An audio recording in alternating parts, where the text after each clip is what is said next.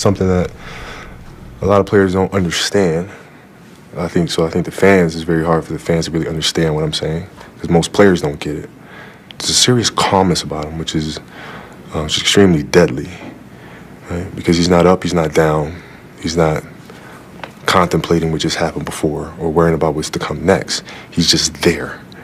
And when a player has the skills and has trained himself to have the skills to be able to shoot, dribble, left, right, etc., and then you mix that with this calmness and poise, then you have a serious, serious problem on your hands. And so when I watch him play, that's what I see. He is a serious problem for a lot of people. For much more with Kobe and also conversations with LeBron, Curry, and Durant, please tune into NBA Countdown. That's on ABC tomorrow at 2 p.m. Eastern, Christmas Day. Stephen A., what do you make of Kobe's comments on Steph? Frightening. That's the word that comes to my mind, because we all know what an assassin Kobe Bryant has been throughout his career as one of the prolific scorers the game has ever seen. And so to take it from there and then to see him talk about Steph Curry in this manner, who stands here today in just, what is it, his seventh year, 8th year in the league, he stands here as the reigning defending NBA champion and league MVP.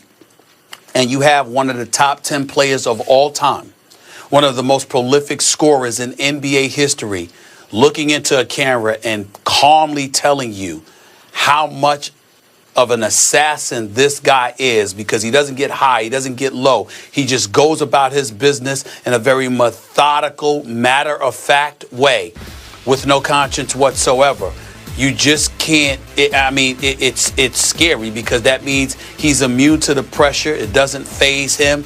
And to have all the requisite weapons available in his arsenal, not to mention the poise to go along with it, when one of the greatest players of all time is describing you in that fashion, it makes you sit back and say, okay, who's coming his way? Is it really, really, really going to matter? We keep talking about him against LeBron James and a possible berth in the NBA Finals. My point is that do you not sit back, Skip, and say, Greg Popovich, Kawhi Leonard, do you hear this? Chris Paul, Blake Griffin, Doc Rivers, do you hear this? Russell Westbrook, do you hear this? This is what Kobe is talking about when it comes to this kid.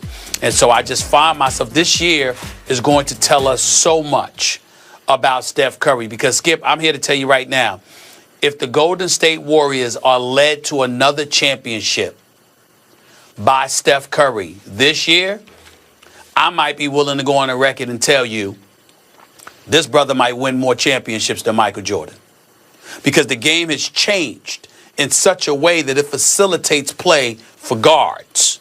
And everybody's coming at him because he's having a career year that follows up a championship in an MVP season.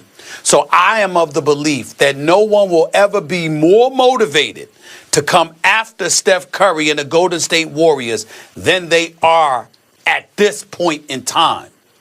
And if they still can't knock him off, with Russell Westbrook in his prime, with Kevin Durant in his prime, with Chris Paul and Blake Griffin and those boys supposedly in their prime, with Kawhi Leonard on the come-up, already having a championship on his resume in his prime, with LeBron James, still great, still one of the greatest ever, but obviously age, father time, mileage, he is what he is, and there's really nowhere for him to go but down a little bit. If you can't knock Steph Curry off this year, who in the foreseeable future is going to be able to do it? Popovich ain't going to have Duncan Ginobili and Tony Parker to pair with Kawhi Leonard, even though Kawhi Leonard and LaMarcus Aldridge are great pieces to have. Yep. The Clippers, to me, their window to me is closing.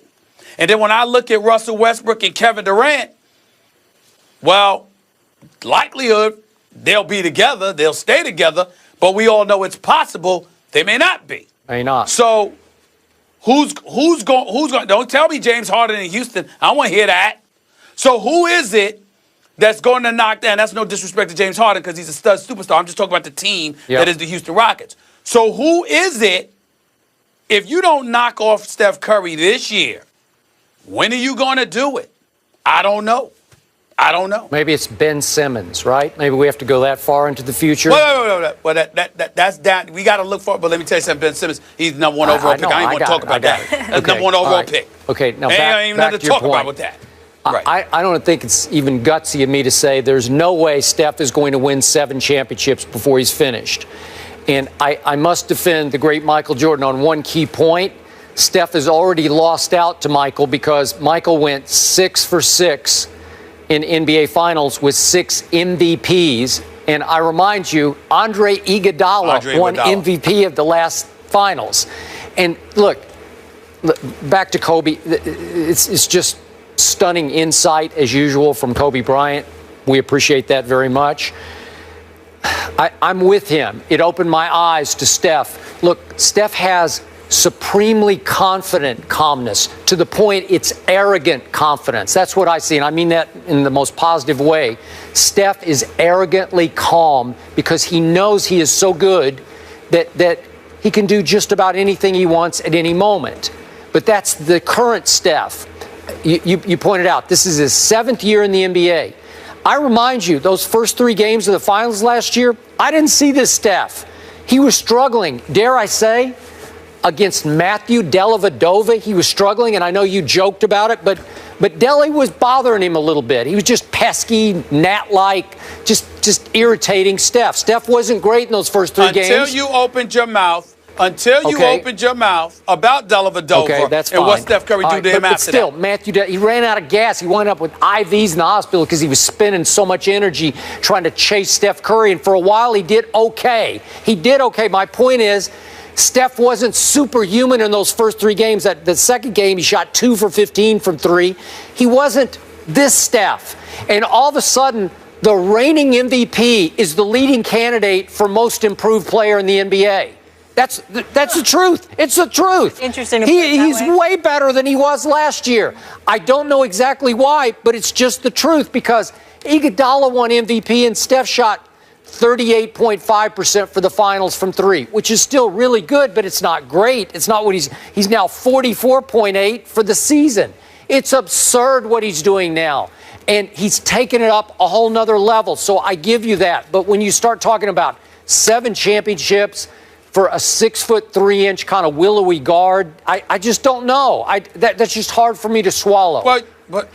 Well, I don't blame you. It's hard. It should be hard for any of us to swallow. But I specifically brought into play the rules changes and how it facilitates guard play.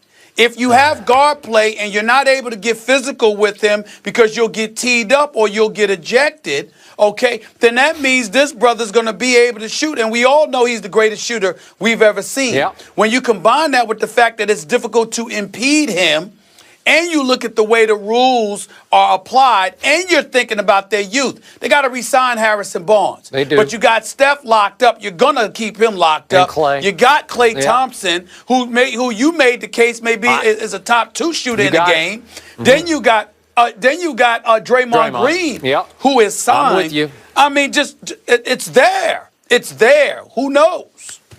Okay.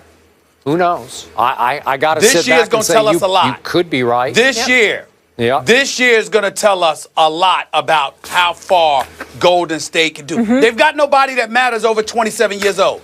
Yeah. For more from Curry, Kobe, LeBron, Durant, all the guys, please tune into NBA Countdown, 2 p.m. Eastern on ABC. We have interviews with all of them for you. Up next, this is really powerful. Mike Ditka steering